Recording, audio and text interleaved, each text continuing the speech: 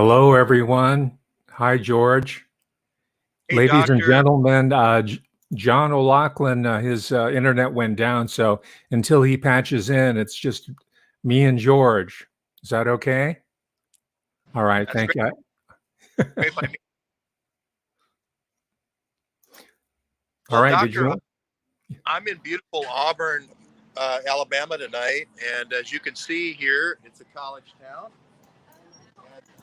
And it's a town of medical school and also veterinary school. There's only 17 veterinary schools. I'm managing to get to most of the veterinary schools because the pills are 2,000 times the size of human pills. You saw me at Cornell, and you saw me at Cal Davis at one point, and you saw me at these different schools, Purdue, trying to get to them all. Yeah. Excellent. Now, do you think the veterinary school, this is something that you might be priming yourself for since you're down there, but are they monitoring the fate of the of animal life as it concerns these wildfires? Because right now I'm near the Dixie Fire. It's so far it's burned 240,000 acres in Northern California, and it's only 25% contained. And as you know, for the past few years, there's been just a series of wildfires throughout the state of California, but also up to the Canadian border, the Pacific Northwest, and also around the world. Now, I think that would be a prime research topic for a veterinary school. Yeah, I think these zoonosis parallel constructions, the Mm. spillover events, are the sort of the number one job right now of these veterinary schools. We had a NATO courier going for, Oklahoma State University, the pig farms and the chicken farms of Oklahoma State University in 2016, trying to come up with a parallel construction of how these breaks happen. So Mhm.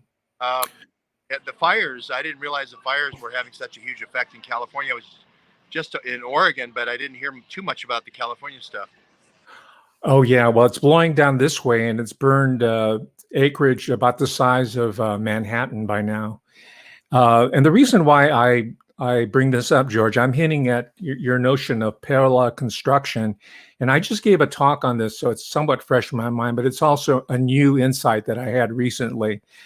But I'm thinking that the forest fires themselves are a parallel construction to the proliferation, the spread, the super spread event of the vectors that I'm trying to speak in code here, the vectors that we've been experiencing here. Now, you've done some great research in tying some names and institutions into the military industrial vaping complex, correct? Right? A lot of these facilities right and by military bases. Now that requires a lot of marketing, a lot of manpower, a lot of money. What if the evildoers were able to turn the entire lower atmosphere into one giant vape machine? And they wouldn't even have to ask for consent. They wouldn't even have to market the vape pipes, and they would not have to have any sort of. They would have plausible deniability if all manner of respiratory diseases and worse begin to manifest themselves. What do you think of that parallel construction?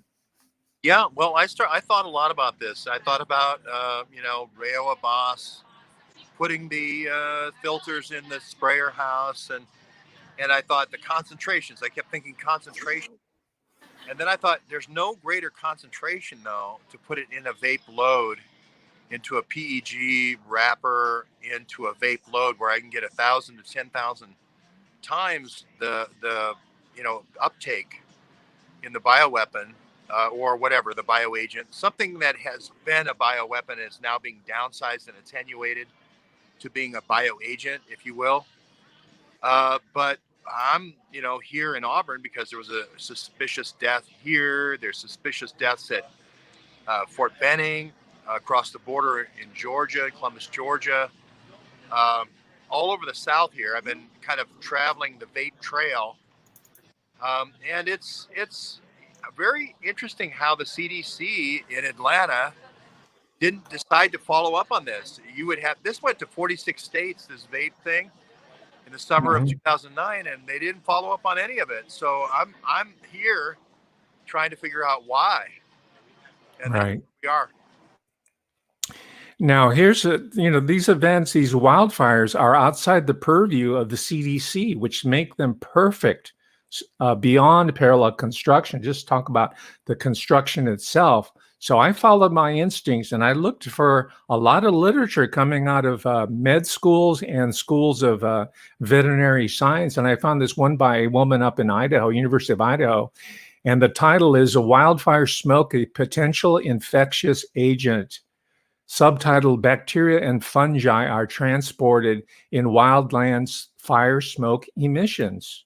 Now, this is the ultimate so far as delivery says. Now, albeit it's not as targeted as a vaping system, but you can blanket a much larger population. And these are populations of people who are Americana. They're the rural population outside of the cities that are already taken up and locked down, right? And these are also people typically of higher educational levels. And there's a report recently saying that the more education you have, the less willing you are to go along with the genocide program right now.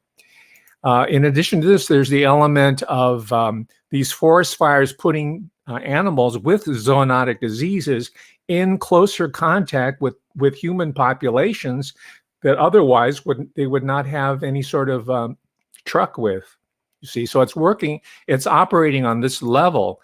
Now, when you also have a think tank, the likes of the Air Force, or at least formerly Air Force Rand Corporation, who are issuing reports, they've been studying this now for 2 decades. One such report reads, "Forest Fires, Air Pollution, and Mortality in Southeast Asia."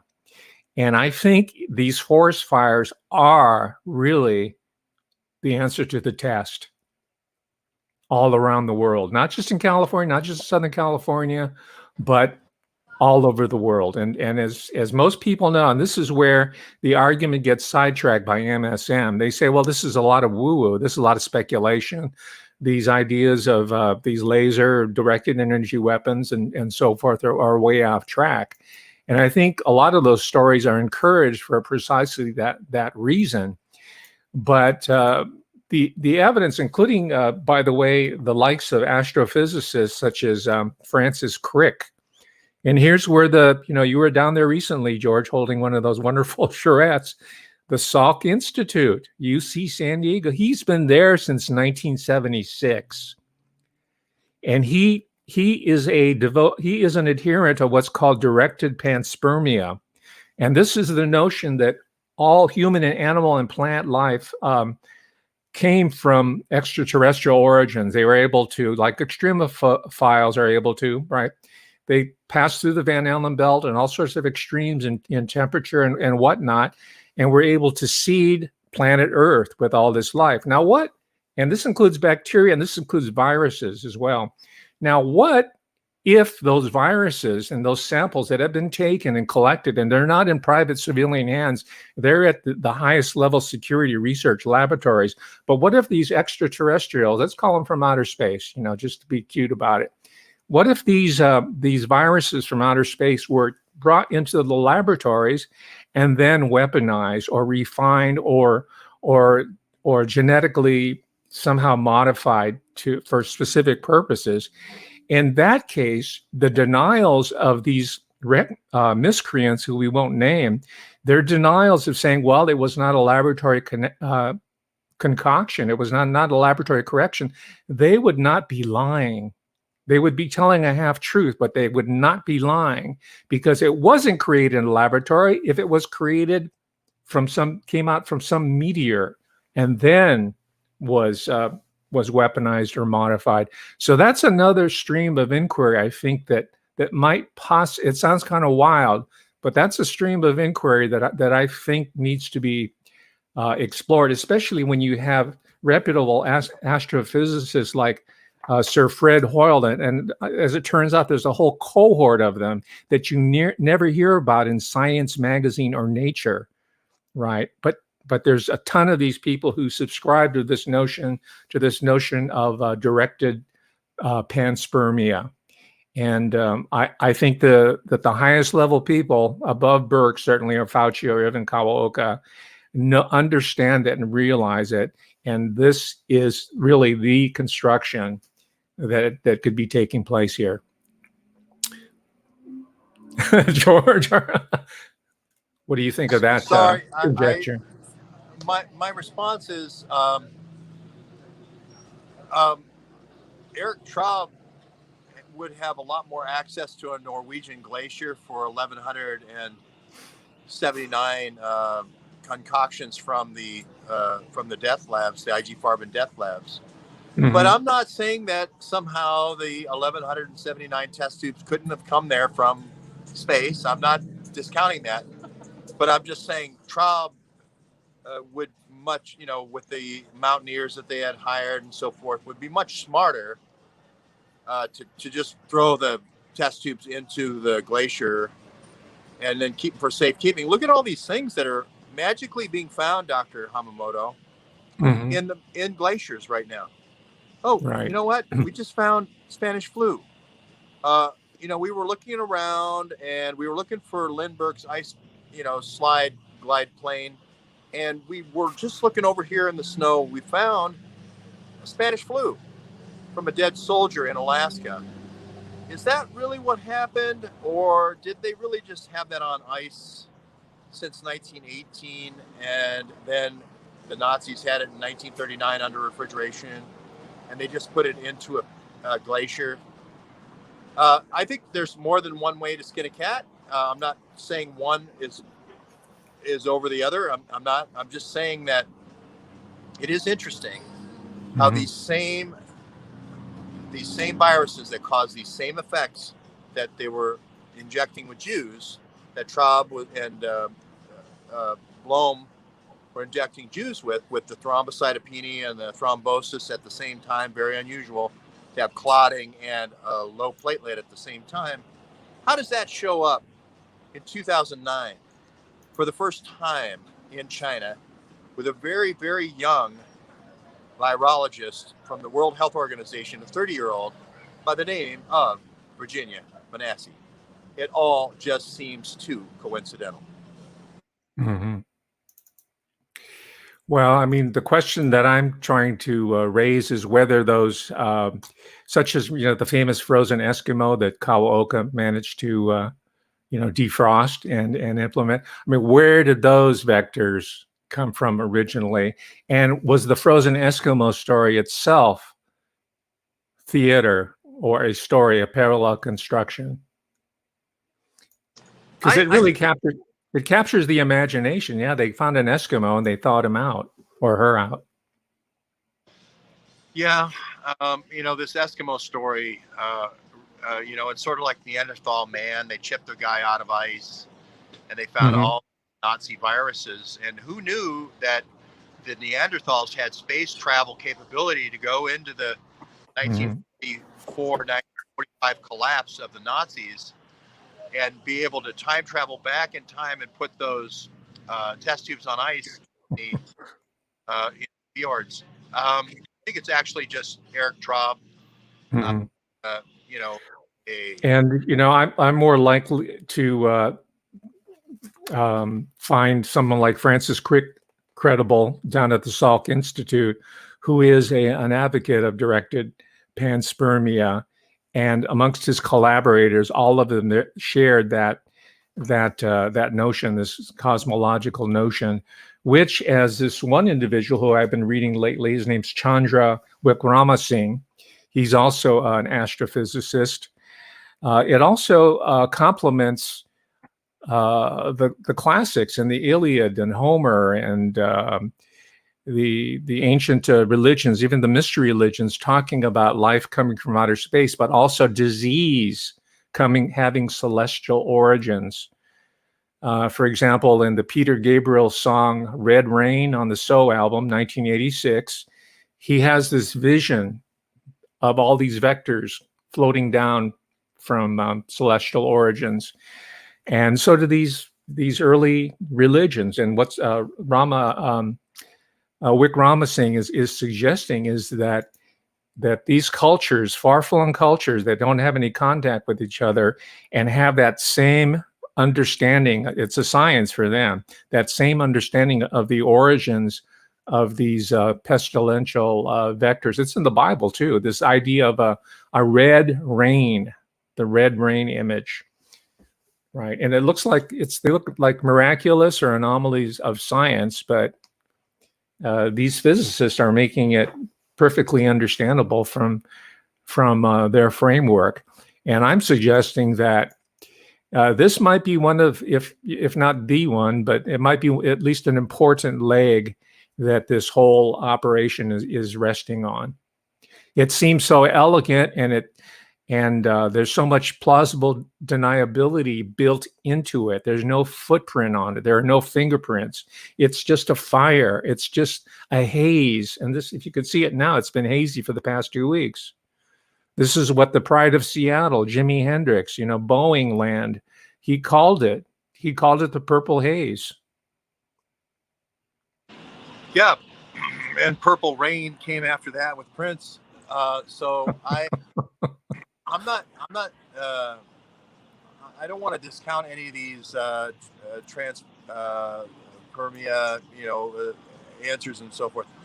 I am open-minded to all of them. All I am saying is that the reason why I got the J&J vax is because it had the same signatures with this incredible combination of thrombosis, which is blood clotting creating capability, and also thrombocytopenia, which is a lack of platelets. Two things you never see in nature. You see, unfortunately, with Virginia Benassi in 2009 as a 30-year-old, and you see it again in Libya in 2011. You see it again in Syria in 2012. Every place the CIA decides to do an overthrow, you seem to see this incredible thing. And then this condition revisits itself when they attenuate the virus to a vaccine, the J&J vaccine, and the early initial injections being rejected and stopped by the FDA because of thrombosis and thrombocytopenia. That's why I got the injection, whether it came from Mars or whether it came from Eric Traub's liquor cabinet, we don't know. But I have the antibodies now, and we're gonna run it down to its source. Okay, well, its source, it's at least its intellectual source might go back to Professor Svante Arrhenius. He's a Swedish national, and Eric Traub would have known about his research. The top molecular, or well, they be called molecular scientists today, molecular biology, but the state of the art people in Weimar, as well as in Britain, would know the work of Arrhenius, and he's the person who coined the phrase directed panspermia. Also, I should note that he won the Nobel Prize for Chemistry in 1903. 1903, in addition to many other lesser medals and awards for his research. So I'm saying that the timeline and the cultural reference is not all Nazi. It traces to the Nordic tribal knowledge. I think that people like Crick are very much familiar with, because when you read their work, you can see that they're very much acquainted and steeped in to these ancient epistemologies, the ancient forms of knowledge and wisdom. Yeah, I'm a big Crick fan, obviously, and a big Watson fan, and Cold Spring Harbor, is my friend. So I'm open to all explanations. It does come down to the genomics of these things, and fortunately, we track the genomics of these things, and that's my number one goal, is to use my own blood serum to see if I have an attenuated bioweapon. And if I have the Virginia Benassi 2009 bioweapon, that's just another way to crack the case. If it goes back to Traub in 49 on Plum Island, or Isel Reams in 52, great. If it goes back to ancient astronauts, then that's all well and good. But at least I have a blood serum that I can run, for um, evidence-based journalism. Okay. Now, George, how do you propose to assay your blood sample? I mean, will there be an honest broker, a laboratory that would give an honest assessment of the genetic makeup of your blood now, post vaccine? Well, there's this condition called VITT, and it's this virus-induced or vaccine-induced thrombocytopenia. It's very rare. I know people don't want to hear me say this, but I hope I get it, because I believe then that'll prove that I have the attenuated version of the bioweapon that was used in Libya and Syria, Sudan, Yemen, and later warehoused and used in Ukraine. But these two things don't happen in nature. You don't have blood clotting and then also a lack of platelets. That just doesn't happen unless you design it in a bioweapon. So I'm just going on. I went for the vaccine that I thought was the attenuated bioweapon. Mm-hmm. I do believe it will be isolatable. I don't have all the answers yet of how to do that. I don't have the PCR test, if you will, for this rare, I guess I would call it disorder. But that's why I do shows like this. So tomorrow I wake up and I think of things that, places I can go, like veterinary labs or medical colleges like this here in Auburn, to get the answers. All right. Well, you might be interested in knowing that I think this is the third book that Sir Fred Hoyle did with Chandra Wickramasinghe. And again, it talks about directed panspermia, but the very first chapter is, guess what? It's titled Blood. And more recently, you've been talking about these concoctions that are preventing the clotting of blood, so that when people are injured or wounded, they just bleed out. Yeah, these clotting factors, they've been the subject of biodefense for a long time. You want to encourage the blood to clot in the battlefield wound situation. But then who would have thought that you could turn off the internal signaling so that you wouldn't make any more new platelets? And here's a good shot of the campus of Auburn. Who would have thought that was possible in a bioweapon or a virus, or 2009 novel virus that Virginia Benassi discovers, or a vaccine that Johnson & Johnson puts out. So God willing and the sun don't rise, I'll live through this, and we'll be able to isolate it and show that this is the same thing in an attenuated form that was first developed in 2009 with the Benassis. I'm talking about Virginia Benassi. I think she's a placeholder for Italian, intelligence, which is just Pietro Benassi, and I believe Giuseppe Benassi with NATO is using the Virginia Benassi as a placeholder. But they make a deal in 2009 with the Chinese labs. They develop the bioweapon, and then they deploy it in 2011 in Libya, and 2012 in Syria, and 2014 in Ukraine. And now they have the unmitigated gall to attenuate it down, to cause this lockdown, and attenuate it down one more step again to create the J&J vaccine, excuse me. So that's the fundamental theorem here. I'm betting with my life, and there you go. Well, George, you're a throwback to the early days of experimental science, where the principal investigators, the PIs, would test their theories out on themselves. Isn't that right? Whether it's spirochetes, syphilis, because they were guessing. So it was not uncommon. In fact, it was a mark uh, of honor, pride, that these people would subject themselves to they would use themselves as their own test subjects. Now, the problem arises, of course, is that since that time, we've become the test subjects and animals as well, right? Whether they be insects or primates or pigs, for example. Yeah, I mean, you would hope that we would have done some of this with pigs. There is some evidence to show that DARPA did do a lot of animal testing, actually, of the bioweapon in 2011 through 2019 in Pakistan, in partnership with the Wuhan Virology Institute. I wrote about it in a book called Corona 911. So there is a lot of evidence to say that this has actually been animal tested.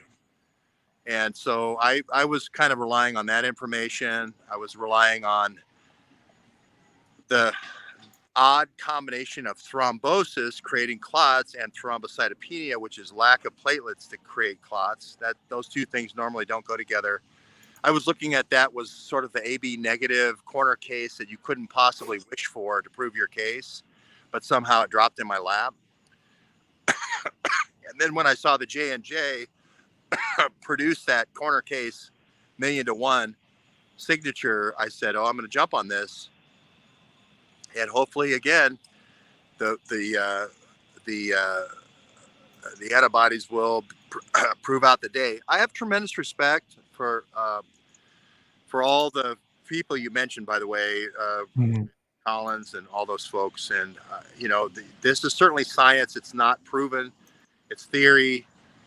We're in a nether space right now where we're dealing with bioweapons that have been tried in the battlefield and tried in civilian situations for over a decade, and we're just getting a glimpse. So everything we're reacting to, they've seen this over a long period of time, and we're trying to catch up. All right. Well, I'm trying to look ahead too, and toward that end, I gave a talk on the bombing of Nagasaki in specific, and to me, it's more than a coincidence that there's a whole subdivision of science research called teratology, and that's the specific study of human deformation. That is, I mean, historically in mythology, there are all these different chimera characters or monsters or whatever, deformities and malformities. But I think in the same period that you're talking about, the Eric Traub period, the period of Dr. Ishii, that there was a definitive turn towards the veneration of beauty and symmetry and classical proportion. And there was a turn away from that towards the teratological, towards the worship of deformity, malformation, debility. And I think that what we're seeing here, in so far as at least one wing of medical science, right, and of biochemistry, is an expression of that metaphysical turn that happened sometime during World War II. Maybe with the Trinity Project as kind of like an outgrowth of that, but using chemistry instead, biochemistry, as an adjunct to nuclear warheads, the nucleus warfare. So I think there was this turn, and I'm seeing that the 1950s was where this whole field of teratological experimentation and study really, really intensified. And the sad conclusion so far that I have come to is that it's not just an idle curiosity. It's not just an intellectual type of inquiry. It's not just purely scholarly interest that drives these people. But I think there's a certain core group in that cohort that wants to see that. They want the deformation. And I'm really looking forward to 9 months from now when the offspring of the elite athletes who are at Tokyo to see what their children come out like. That will be the proof in the pudding, so to speak. If they come out and fine and healthy and able-bodied and what now, I mean, this is how I explain the mounting incidents of all manner of human debility, mental, brain formation. We know about the thalidomide, right? Back in the 1950s, we know about poliomyelitis and all that. But I see this as part of a larger metaphysical turn. I think it happened in the 30s and 40s. Teratology, right? I'm sure you're at the agriculture school, or you're going to visit. If they have a little museum or something, see if they have any two-headed goats, right? Yeah, the three-headed fish is always a showstopper at dinner at these finer restaurants. Yeah, I definitely think that there was a Bissell Gottlieb wacky wing of CIA where they got in way beyond Project MKUltra, the MK Naomi, and all this kind of glorification and deification of the grotesque. And it just seems to be the way CIA bioweapons engineers think, unfortunately. I don't know why they do, but they do. Uh, but, you know, I hope for the best. I hope that we, like you were a great professor at the probably the foremost college system in the world, at the UC system. Uh, there's just more good Dr. Hamamoto out there than these Quasimodos who would hope to malform the world. So I do think there is this battle, though. I'm not saying the Quasimodos don't exist. But I do think that there is this push-pull battle between the light and the dark, and yeah, we've gotta be smarter. It just isn't a matter of being stronger. We'll never be stronger. You gotta out the network. You can't fight an invisible foe. You always have to know who your foe is. But but the points you make are very well made. Well, and the point in the culture itself, this just, and I might be off base here, but this is partly intuitive and part rational. And I could never really understand this, but my flash of insight was that Pablo Picasso's portraits, for example, of his mistress Dora Maar, he had a whole succession of them. The ones with the eyes on the same side of the head, right? All these malformations. Right. And the art critics say, well, this is just, the revolution in the aesthetic here. Right. This is just their innovation. They're talking about perspective, and it's the influence of the cinema age, and he's playing with dimensions and all the other part. But my suspicion is that Pablo Picasso was previewing to us and kind of flaunting it and even taunting us with this by showing us this is the teratological age that we're entering into. And you're going to pay me big bucks for it, and you're going to like it, you're going to adore it, you're going to worship it. And a portrait of Dora Maar with 3 eyes is going to go for $50 million. And it's going to go to all the richest bankers, central bankers, and elite bloodlines. It's going to adorn their castles, right? Yeah, there's and I don't know how the art critics justify. Well, I do. I read it all, but it never really fully made sense to me. But now, having read the teratological literature, now having read these biophysicists and these evil geniuses out there, and Crick might have been one, or maybe not, I'll suspend judgment, tells me that someone like Pablo Picasso was read into the program. Georges Braque. Remember, these guys were all part of that occultic milieu in Paris, right? Gnosticism, all of it. The same milieu out of which George Hodel's family came out of. And George Hodel, not to bring him up again, I'm sure people are tired of hearing him, was fascinated with deformity. So was his big buddy, Man Ray. They were all part of the same cohort. So I think it's really important to understand the worldview of these individuals. It's a teratological worldview. It's a Barnum-esque freak show that they want to move humanity into, so that life itself will be so devalued, we'll be just happy to leave it behind. Well, sorry for being so grim. No, I went to Guernica, and I went to look at the Picasso, murals and so forth. And I went to the Guernica Museum, and I was told the eyes were on hips because that's the tragedy and the uh, incredible terror of the first civilian bombing. And I've gone to Dali's place in there on the Spanish-French border with a similar kind of deformities. And I do think there's a thread here that does need to be explored, which is if your funding is coming from double gold bar, uh, double gold eagle bars in Switzerland, you have to, you know, you got to pay the band a little bit. You got to dance to the orchestras. You have to play the songs that the people who are paying the band want to hear.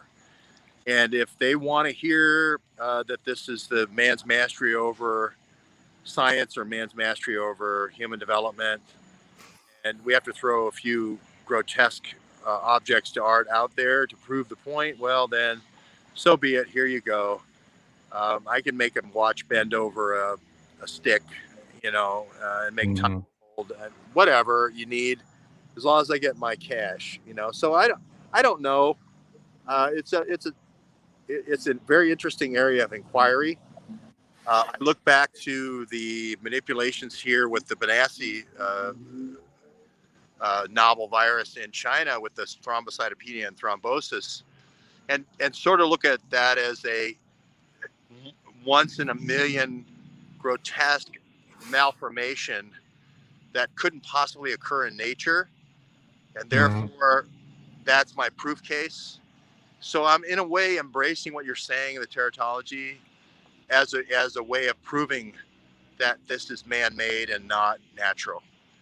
So I agree with your premise and your conclusions. I'm just trying to flesh out the cultural matrix that will help a larger audience understand where it's coming from. You mentioned Guernica. I mean, that leads into World War I, of course, and that's the first massive use of chemical warfare. And then we have our friend, Professor Conant, that John O'Loughlin has written about, or read about, just some readings about him, right? He comes out of Johns Hopkins, and then later becomes the president of Harvard. But as you know, he was an expert in chemical warfare that was used in World War I. Now, I know all those artists that came out of this period, this very fertile period of expression, Georges Braque, and we mentioned Picasso, were very much influenced by the sight of men coming back from war who had their lungs burned out, who were crippled, maybe lost a limb or two or eyes, right? And there's some explanation that's been advanced that this is what they were inspired by. But then Conant himself was part of the Manhattan Project, and I'm reading this book about John Hersey's famous book Hiroshima, right? This was a series that ran in Life magazine, and that was really it was a series of long articles that later turned into a book. Hiroshima, John Hersey, required reading. That was the main piece of journalism, and this is where you come in, George, because it's your citizen journalism, like John Hersey in the immediate nuclear holocaust of Hiroshima and Nagasaki, that turned public opinion against these normalized atrocities that are being kept away from us from the mainstream press. That's John Hersey. So who was his biggest detractor? Right, bigger than Donnie O'Sullivan. Who was the biggest detractor of John Hersey? It was Dr. Conant of Harvard. He says this is going to horrify the American public for what they have done and what they have conferred to the science dictatorship. And he was right. It did turn public sentiment against us. And where you come into the picture, the reason why CNN is going in on you, because they learned from John Hersey being persecuted by forces bigger than even Luce, who ran the articles that later turned into a book. They said that's not going to happen this time around. We're going to contain the truth. We're going to use social media so far, YouTube and we're going to use deplatforming tactics over and over again. We're going to do even death threats, threats against friends and family, in order to make sure that we don't have another John Hersey on our hands. You are John Hersey, George Webb. Well, I love that comparison. Of course, the documenter of Hiroshima. Yeah, if we do establish this black-handed, this NATO black hand, Rene Lamarck, I don't know why I remember a poem, but I do remember this 20s kind of lost generation set, sipping demi-tasses along the Seine there with, Gertrude, Stein and all the contemporaries there with Hemingway and whatnot, and they were watching these World War I wounded come down the barges up the Marne and so forth, and then they described, All Quiet on the Western Front was kind of the Rene Lamarck. There's a poem there, and I'm trying to remember the name of it, but it is this kind of realization of watching these wounded World War I barges come down the Seine toward the picnic set in Paris, and they're registering horror and whatnot. And I do think that there was a period, with Forrester wrote. There he is, Rahm Emanuel there, gunning his. E.M. Forrester with the Lost Generation and stuff like that. I do think that there was a time when they called this out, and then somehow it got buried. Somehow it wasn't called out anymore. It was kind of like hidden and coded through Picasso and these other ones. But I thought there was a period there, Lamarck and whatnot, with All Quiet on the I'm sorry, Hemingway was All Quiet on the Western Front. But there was this truth journalism that did shock people's sensibilities, that, hey, we have to be more human. And then like, I agree with you, somehow it got coded and interpreted as somehow art, which it isn't. It's just human tragedy and suffering. And we have to remind ourselves every once in a while of these images to regain our humanity. I definitely agree there. And of course, it followed people like Hemingway himself, who was a victim to, he was what would be called today a targeted individual. And this has been proven. It's been documented. His biographers, as well as independent of Hemingway's circle, have said that, yeah, he was a victim of, I guess, what would later become COINTELPRO, and was driven to suicide as a result of this, because of his profound. And remember, this is a time after, in the interwar period, between World War I and World War II, of the growth of internationally of pacifism as a political movement. Right, it's not going to happen again. And it took, people don't realize this, but it took a Herculean effort, a mega propaganda effort, right? And this is in the days before Donnie O'Sullivan and CNN and Anderson CIA Cooper. But it took a Herculean effort to get the American population behind entry into World War II. They had to run the ultimate false flag event, right, Pearl Harbor and such. But you're right, since that time, because when I was growing up, right, all those actions were glorified. I grew up reading Sergeant Rock on DC Comics and Steve Canyon. And I remember all the toys from Mattel, where the miniature submachine guns and rifles. And for the girls, there were these sex dolls called Barbie by Mattel that were brought in from Germany in order to create this whole baby boom culture to normalize warfare. And now we've had a whole generation to normalize abjection, I think is the term that they like to use, abjection as an aesthetic, right? The denigration of symmetry and harmony, right? The making fun of Leonardo's Vitruvian Man, right? perfectly proportioned. That's a big one in so-called women and gender studies. So I see this all of the piece. I see all of our current predicament flowing out of these symptoms. I'm doing a symptomology here, a larger cultural, right, forensic symptomology of where it brings you here in 2021 in Auburn.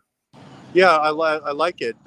Very well done. And, we need to keep doing this. We need to keep looking in the mirror, the semiotic mirror, and seeing who we are as a people and who we are as a culture and what we value and the things that shock our sensibilities and the things that make us want to do research and lift the dark hand and all these things. I think there's very important.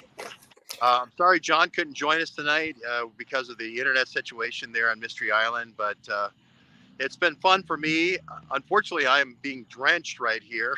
Oh, sorry about that. No, it's fine. I just would like to close here without John. But tell us, Doctor, where can we find you during the week? I think you had a show 3 times a week at one point. Tuesday, Thursday, I'm on the Professor Hamamoto channel, and I've been going like it's 1 hour each session. It's a live stream, and I've been talking a lot about these issues in more concentrated form. I'm just kind of introducing it to this conversation on a truncated level. So you could catch me on, that's probably your best bet until I manage to deplatform YouTube. But before you get out of the rain, George, I just wanted to make one appeal to the gamers out there.